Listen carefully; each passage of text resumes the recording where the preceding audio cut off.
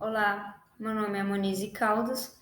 Eu irei apresentar um trabalho da disciplina de Produção e Sanidade de Bovinos de Corte, e o tema do meu trabalho é fase de crescimento de bovinos de corte e ganho compensatório.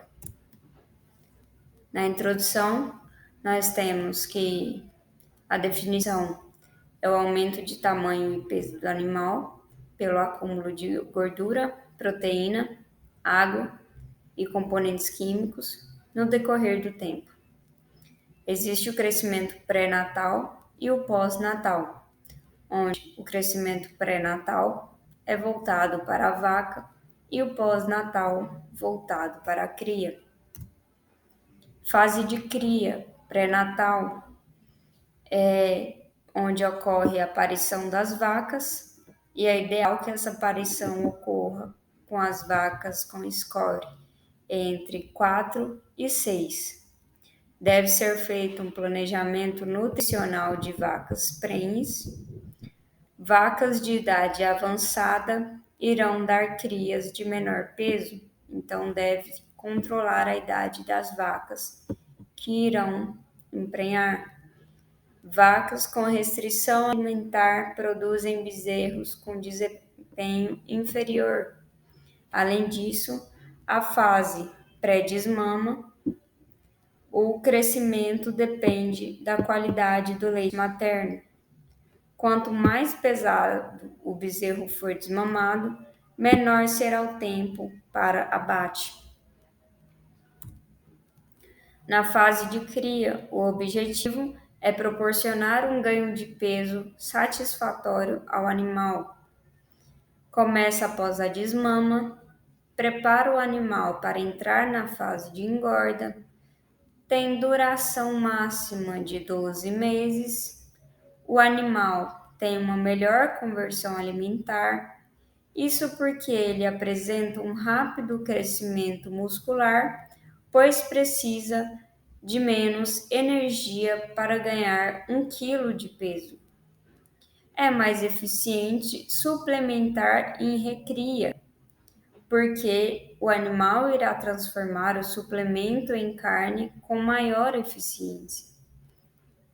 É ideal que o ganho de peso seja de 6 a 7 arrobas na fase de recria.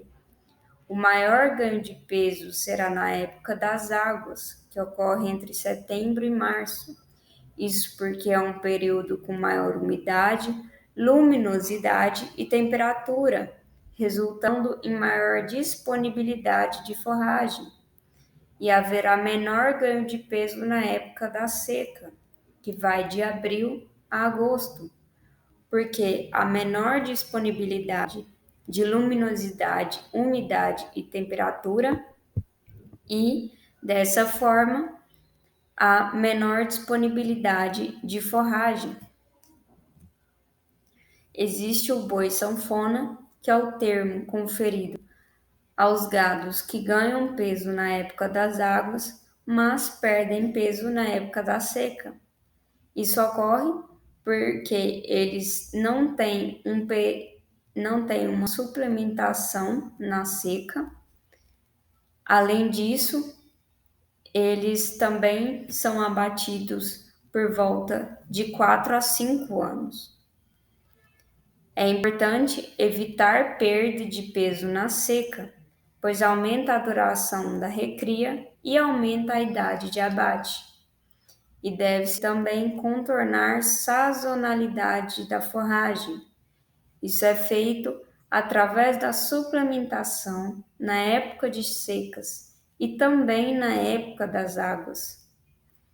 A rentabilidade está diretamente ligada à idade de abate, pois quanto mais tempo o boi ficar na fazenda, maiores serão os gastos com ele e menor será a rentabilidade do produtor. Dessa forma, o ideal é reduzir o tempo de recria para garantir uma maior rentabilidade, pois a recria é a fase mais longa do crescimento.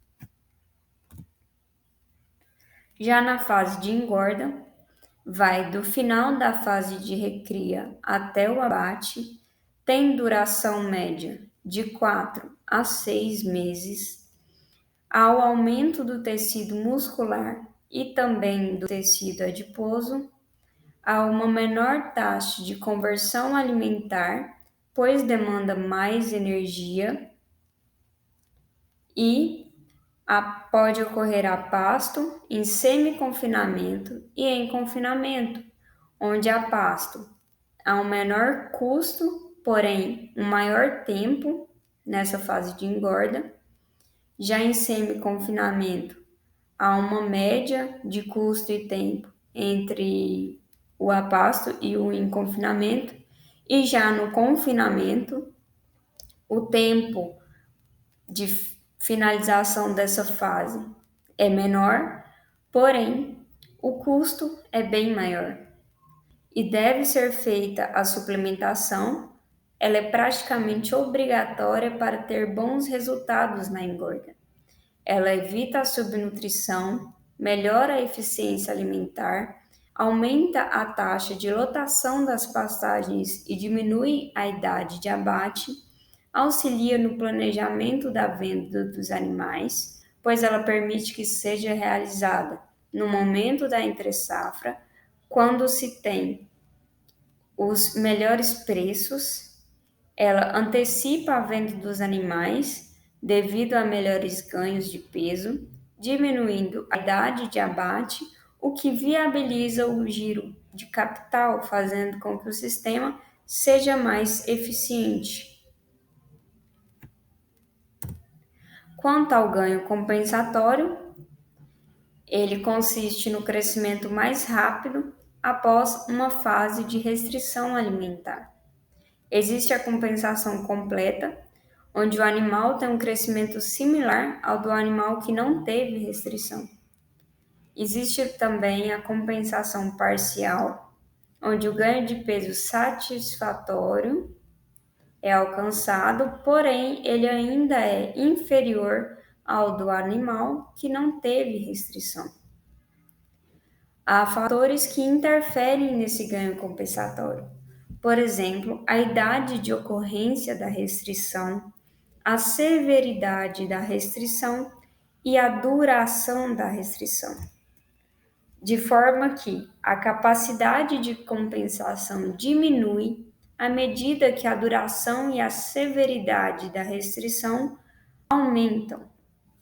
Esse ganho compensatório é de curta duração, há um aumento no consumo de alimentos, e a explicação para a ocorrência desse ganho compensatório é porque esse ganho de peso compensatório é quando o animal está sob restrição alimentar, ele precisa diminuir seu gasto energético, pois possui menos fontes de energia, e com isso, o tamanho dos seus órgãos internos são diminuídos. Dessa forma, na fase de ganho compensatório, o animal irá comer mais, haverá maior disponibilidade de energia e seus órgãos internos irão atingir seus pesos e tamanhos normais. Além disso, há um tempo para os órgãos alcançarem seu peso e tamanho normais, e ele vai de 70 a 90 dias. Essas foram as minhas referências bibliográficas. Muito obrigada pela atenção.